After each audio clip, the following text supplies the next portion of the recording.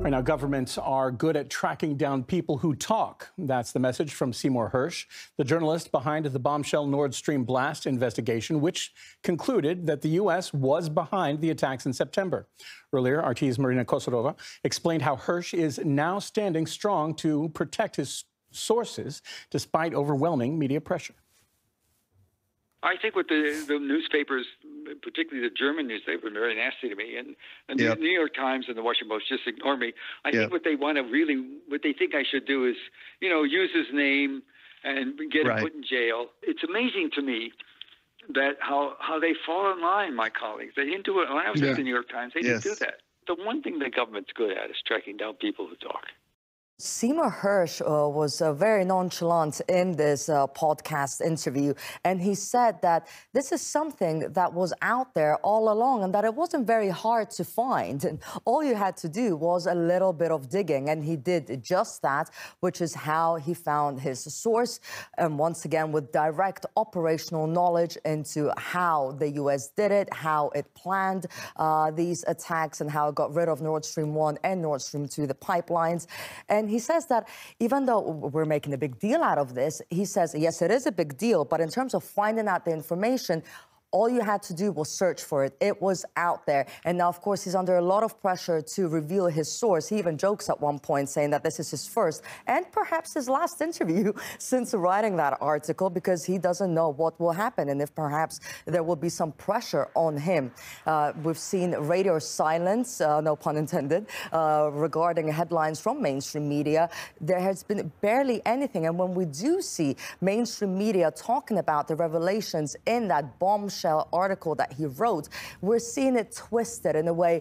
Russia wants answers now regarding America's involvement in blowing up the pipelines. And again, this is not Russia wanting answers. It should be the world wants answers. The world needs to know what happened. Or, for example, in one of the articles, they say once celebrated journalist Seymour Hersh, in a way trying to defame him. But let's see what Seymour Hersh himself had to say regarding who the source was. It's not even a hard story to understand. The President of the United States and the Undersecretary of State both said they were going to do it, and they did it. There's something called the pipeline industry. There's an industry that makes American companies involved. They build pipelines around the world. Are you listening to me? Yes, yes, yes. They know what happened.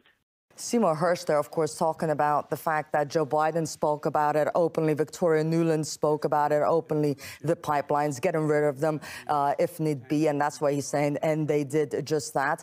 And regarding, he gave us a little hint about the pipeline industries, and also in that interview, he says it doesn't necessarily, his source, doesn't necessarily have to be American. Let's not forget that NATO countries were involved, and that even energy companies knew that this was being planned. They just couldn't talk about it. Marina, you know about Nord Stream. I know about Nord Stream. We've been hearing about it for years, covering it here for years. But many people don't really know the full story of the background. Can you tell us a little bit more about the background of the Nord Stream projects and the revelations and how they've been handled since they've come out? Of course, so the Nord Stream gas pipelines were used to deliver cheap Russian gas to Germany and to Europe in general. And Germany was receiving a substantial amount. Now, Nord Stream 2, which was finally completed, was going to double the amount of cheap Russian gas flowing to Germany and, of course, to Europe. And America apparently wanted to put an end to it, and they needed to get rid of those pipelines. So, as early as 2021, Joe Biden authorized his national security advisor to come up with a team and find a way to weaken Russia, to defeat Putin, as is mentioned in that article. And what happened was that Jake Sullivan, the national security advisor, put together a team that involved the Joint Chiefs of Staff, the CIA, the State and Treasury departments. They had lots of top secret meetings right next to the White House. And these are some of the details that Seymour Hersh mentions in the article. That's what makes us think that this source is legitimate, because there are some things there that you wouldn't find unless you know that this is someone, as he says, with direct knowledge of the operational planning. So, top secret meetings, and they find a way to do it. So, U.S. Navy divers are to be used, but when and how do you do it? Norway gives them the idea. Hey, you can do it during the annual NATO drills that we have every June. So U.S. Navy divers supposedly go down under and put the bombs, and then they decide to detonate it at a later date using planes that drop a buoy, and that's how it sets off using frequency, radio frequency, the sound, and it's done.